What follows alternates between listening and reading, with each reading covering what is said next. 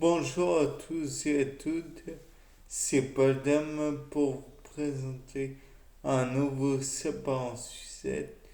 Donc aujourd'hui, depuis quelque temps, je m'intéresse au système lymphatique qui représente environ 8 à 10 litres, ce qui fait 2 fois plus environ que la quantité de sang de notre corps. Or, dans ce liquide blanchâtre, jaunâtre, on, on sait, il y a différentes substances. Mais globalement, on peut dire que ça ressemble au plasma sanguin. Donc moi, ce que je pense d'intéressant peut-être, donc déjà prélever du plasma de différents cobayes, ce qui ne veut pas dire pour autant les tuer.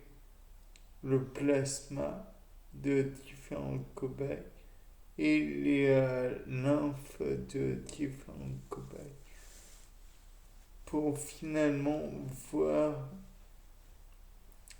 si ils se ressemblent beaucoup ou s'il y a des petites différences.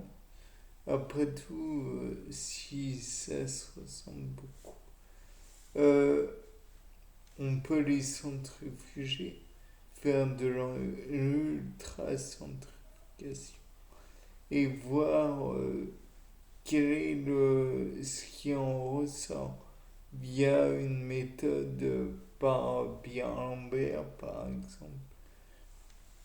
Ou alors peut-être que on pourrait identifier les substances qui sont dans les clos, je présume. Peut-être qu'il y aurait éventuellement des gaz dissous dans le liquide, que cela soit plasma ou lymphe, rien n'est dit. Peut-être que l'on pourrait trouver aussi des éléments particuliers, des anticorps, ou puisque cela porte le nom de lymphocyte, peut-être trouverait-on dans la lymphe des lymphocytes. Pour cela, il serait peut-être intéressant de les identifier. Par exemple, en mettant une cellule, une bactérie peut-être, ou que sais-je encore, qui serait marquée, et donc le lymphocyte serait tenté de détruire. Ainsi, en détruisant la bactérie, le lymphocyte s'inoculerait lui-même le marqueur si jamais il y a bien sûr des marqueurs, des lymphocytes.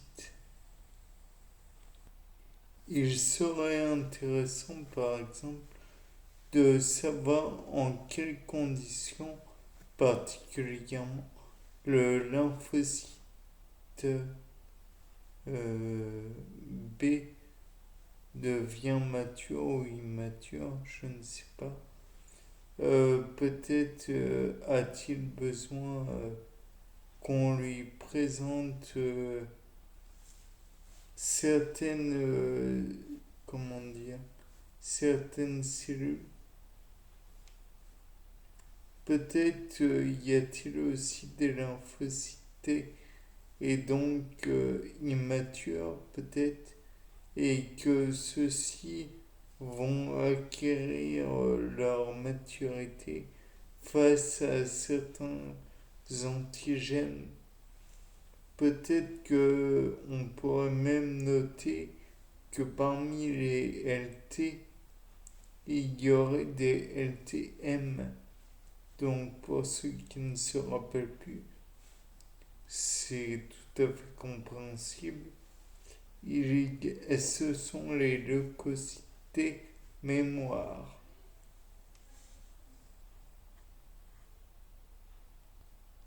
Peut-être pourrait-on noter aussi que dans cette lymphe, il y a des résidus, des produits de dégradation, et j'en passe. Peut-être que dans cette lymphe, où il y a un comment dire, qui alimente un réseau bien particulier, dont les organes, on pourrait noter, par exemple, qu'il y a des marqueurs bien particuliers à des cellules d'organes cancéreux. Peut-être que l'on pourrait aussi noter des hormones bien particulières. J'imagine que la lymphe peut permettre bon nombre comment dire, de phénomènes physiques. Donc j'imagine qu'il peut y avoir par exemple des contractions musculaires faites grâce à la lymphe. Et si on peut parler de contractions musculaires, peut-être pourrait-on parler des muscles crémastères. Peut-être pourrait-on parler aussi des muscles abdominaux. Peut-être y a-t-il même comment dire, un rôle dans l'érection. Peut-être que cette lymphe est utile pour certains individus, certains animaux, on va même éventuellement dire, peut-être que certaines bactéries ont un cytoplasme qui ressemble très peu très à la lymphe. Peut-être que on pourrait, comment dire, réquisitionner, voler cette lymphe et la comparer à de la lymphe humaine.